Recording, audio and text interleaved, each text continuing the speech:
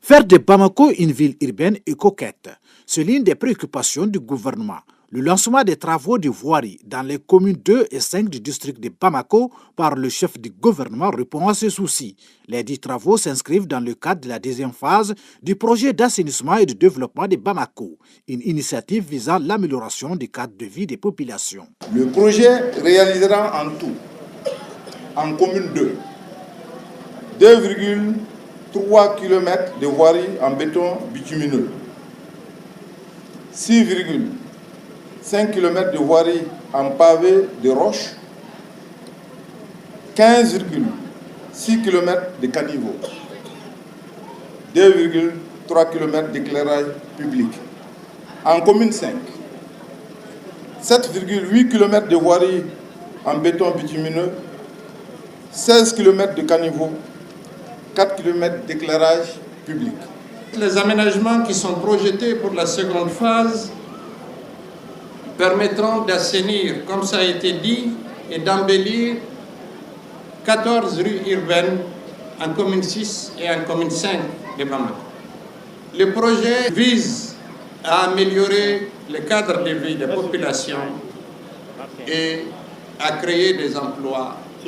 Son coût total est d'environ 13 milliards de francs CFA, dont 9,4 seront exclusivement destinés aux travaux. Financé par l'Agence française de développement, le projet vise à réduire les problèmes d'assainissement de la capitale. Ce projet n'ambitionne pas naturellement de résoudre tous les problèmes d'assainissement de Bamako, mais il offrira sensiblement de meilleures conditions de vie aux populations en améliorant la mobilité à travers des voies aménagées, nous l'avons dit, pavées ou bitumées avec un éclairage public, et en réduisant les inondations et les eaux stagnantes, vecteurs par ailleurs de maladies en milieu urbain.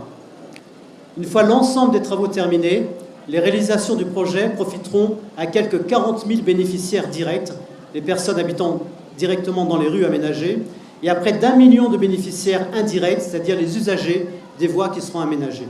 Des investissements qui cadrent bien avec la vision des plus hautes autorités en matière de politique de développement durable. Dans les jours à venir, les autres communes verront aussi le lancement des travaux les concernant, de manière à améliorer la mobilité des populations, leur environnement et bien sûr, les invitant aussi à s'impliquer davantage, en particulier dans l'assainissement, dans l'entretien de ces voies-là.